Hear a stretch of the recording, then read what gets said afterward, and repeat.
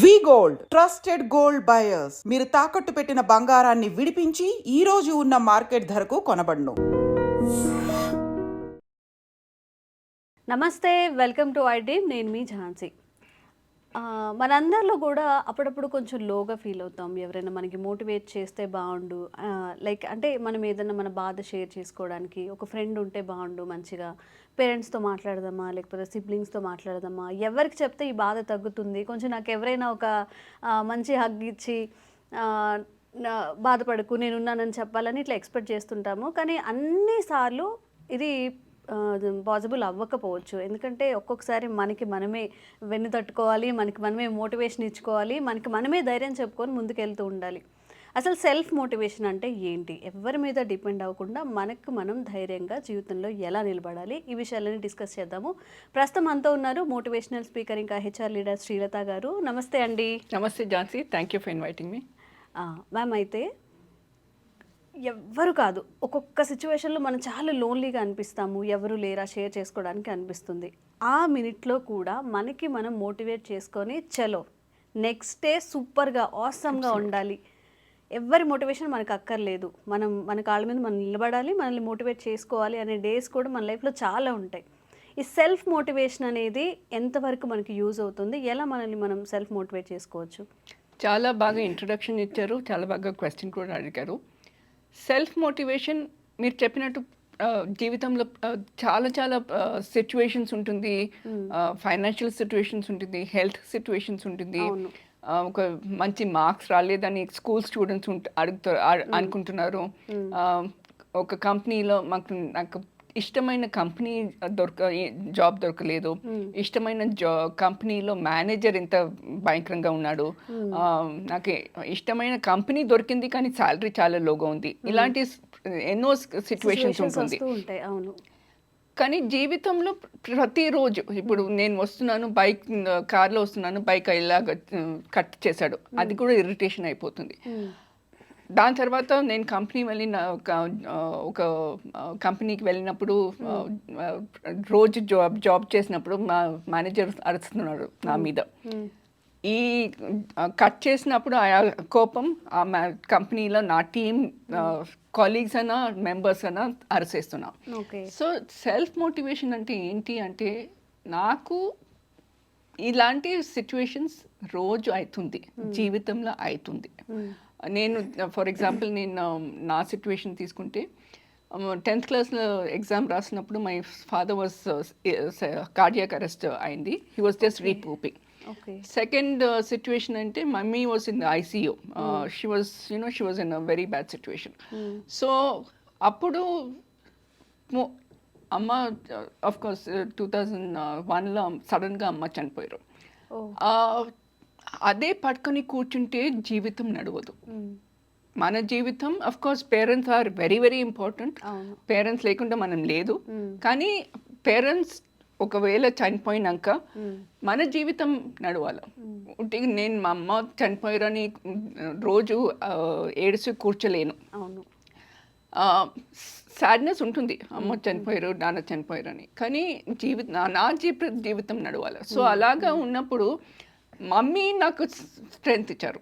నిజంగా చెప్పాలంటే ఆ సిచ్యువేషన్లో 2-3 months it took me to recover.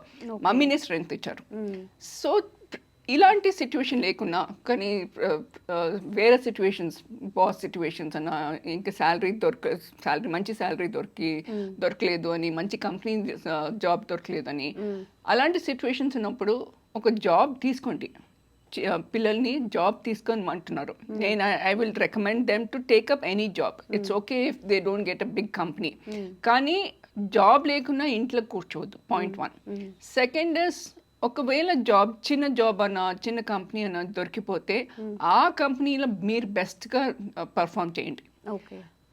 అలాంటివి ఉన్నప్పుడు నెక్స్ట్ 1 year 2 years తర్వాత ఇంక్రిమెంట్ దొరికిపోతుంది. వేరే కంపెనీలో జాబ్, మీరు మైక్రోసాఫ్ట్, ఐబిఎంలోనే నాకు జాబ్ కావాలని అనుకుంటే ఆ జాబ్ కూడా దొరికిపోతుంది.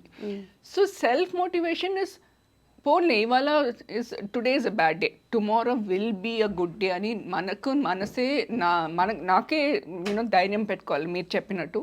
And you should not feel bad about what has happened in the past.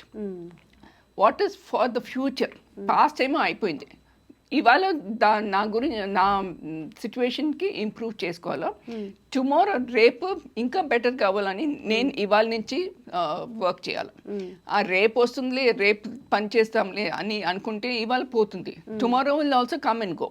So అలాగా సిచ్యువేషన్ ఉండకూడదు. We should be able to pull up ourselves. There's a nice proverb in English. Even if you fall in the dirt, you should be able to pull yourself up. So that is if you take మనిషి అనుకుంటే అదే strength. నేను చెత్తల పడినా కూడా నేను లేచి మంచిగా జీవితం మంచిగా నడిపియాలి. ఇంకోటి ఏంటంటే, ఒకవేళ నా వల్ల సెల్ఫ్ మోటివేషన్ అవ్వలేను, I can approach Jhansi, I can approach my colleagues, I can approach my parents, I can approach my seniors. ఇలాగ నా సిచ్యువేషన్ అవుతుంది, please can you please help me. ఇప్పుడు ఈ కాలంలో సైకాలజిస్ట్ కూడా ఉన్నారు, సైకాట్రిస్ట్ కూడా ఉన్నారు. స్మాల్ మార్క్స్ దొరకలేదని పిల్లలు సూసైడ్ చేసుకుంటున్నారు. నాట్ జస్ట్ సూసైడ్, వాళ్ళ మెంటల్ వెల్నెస్ కూడా పాడైపోతుంది, హెల్త్ కూడా పాడైపోతుంది. So I would please tell, స్కూల్స్లో కూడా ఇప్పుడు కౌన్సిలర్స్ ఉంటున్నారు. కౌన్సిలర్స్ ఉన్ని స్కూల్స్, కాలేజెస్లో, లేకపోతే కంపెనీస్లో there are seniors you can go and speak to them. ఝాన్సీకి ప్రమోషన్ వచ్చింది, నాకు ప్రమోషన్ దొరకలేదు, డిప్రెషన్ వెళ్ళిపోతున్నారు. డిప్రెషన్ వెళ్ళిపోవద్దు, ఇంకా ఒక 6 months పని చేయండి. ఝాన్సీకి ప్రమోషన్ ఎందుకు వచ్చింది అని జెలసీగా ఉండదు, కానీ ఝాన్సీకి ప్రమోషన్ వచ్చింది, నేను ఏమేం చేయలేను అందుకే నాకు ప్రమోషన్ రాలేదు, అది నేర్చుకొని నువ్వు పర్ఫార్మెన్స్ ఇంప్రూవ్ చేసుకోండి, నీకు కూడా ప్రమోషన్ దొరుకుతుంది, నీకు కూడా ఇంక్రిమెంట్ దొరుకుతుంది, మంచి శాలరీ దొరుకుతుంది. సో మీరు చెప్పినట్టు సెల్ఫ్ మోటివేషన్ నేనే చేసుకోవచ్చు, కానీ సిచ్యువేషన్స్లో నేను చేయలేకపోతే please go and approach somebody. Go and approach your colleagues and our team members and our seniors and our parents and our, please go and approach them. మీరు ఫస్ట్ ఇంట్రొడక్షన్ చేసినప్పుడు ఒక hug also is, if you feel భారం తగ్గినట్టు, అలాంటి ఉన్నప్పుడు please go and reach out to people. there are some people who are mentally strong. వాళ్ళకి ఇలాంటి self బయట మనుషులతోని ఎంకరేజ్మెంట్ లేకపోయినా వాళ్ళు సెల్ఫ్ మోటివేట్ చేసుకుంటున్నారు.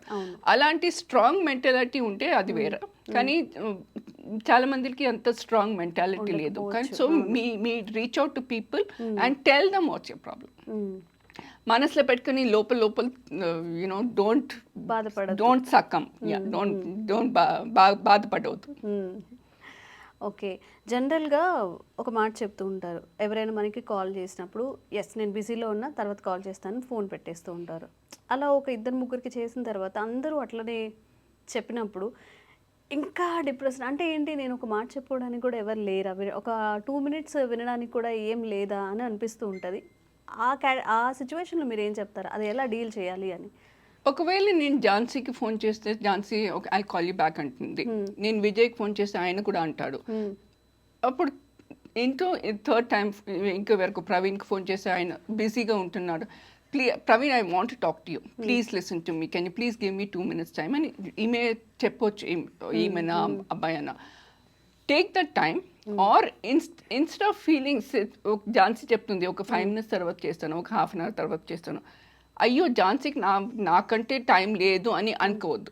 సరే 1/2 hour ఆమె బిజీ ఉంది అందుకే చెప్తుంది, 1/2 hour తర్వాత మాట్లాడుతుంది, 1/2 hour లేదు 1 hour తర్వాత. ఆమె చేయకపోతే నేను చెప్పాను కదా ఝాన్సీ చేయమని చెప్పాను, ఆమె చేయలేదు అందుకే నాకు డిప్రెషన్ వస్తుంది అని అనుకోవద్దు. 1 hour తర్వాత మీరు చేయండి. ఈగో ఎందుకు, అదే ఈగో కదా, ఈగో ఎందుకు? ఇప్పుడు ఝాన్సీ చేయలేదు, ఓకే ఆమె గుర్తులేదు, బిజీ ఉందో అని అనుకోవాలి, పాజిటివ్గా అనుకోవాలి. ఝాన్సీ చూడు ఆమె ప్రమోషన్ దొరికింది కానీ కూడా నేను చేసి ఐఎమ్ రిక్వెస్టింగ్ హర్ అని చెప్తే ఆమె చేయలేదు అని అనుకోవద్దు.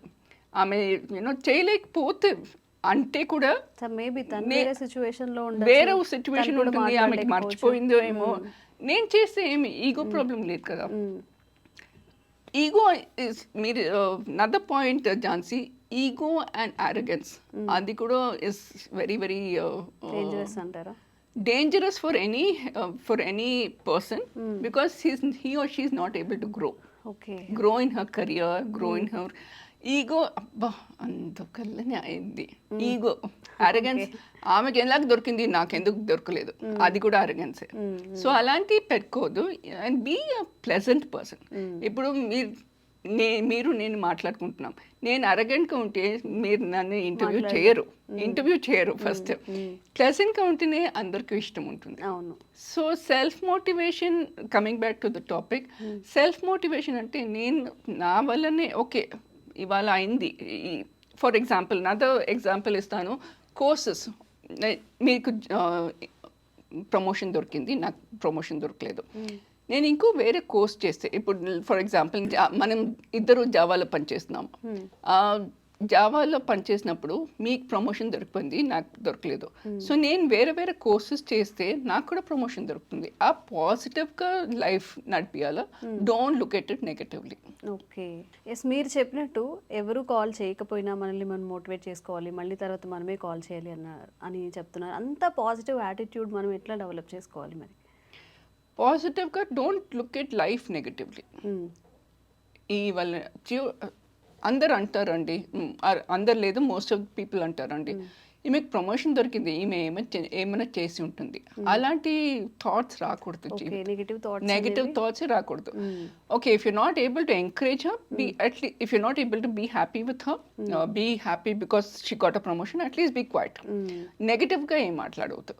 సో పాజిటివ్గా మనం జీవితం నడిస్తే మనకు కూడా జీవితం మంచిగా ఉంటుంది, హాయిగా ఉంటుంది. నెగటివ్గా అంటే ఎప్పుడు మనకు మెంటల్ స్ట్రెస్ ఉంటుంది, we are building stress for our shelves.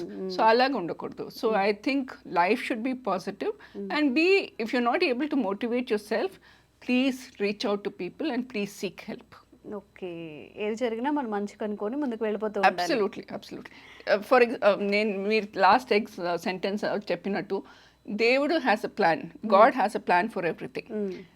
ఇప్పుడు నాకు ప్రమోషన్ దొరకలేదు, నాకు ఈ కంపెనీ జాబ్ దొరకలేదు, he has a plan for something else. ఇంకా మంచిగా అవుతుందేమో జీవితంలో, అందుకే ఇలాంటి స్టెప్స్ అవుతుంది. Okay, thank you ma'am. Thank you so much. Thank you for inviting me.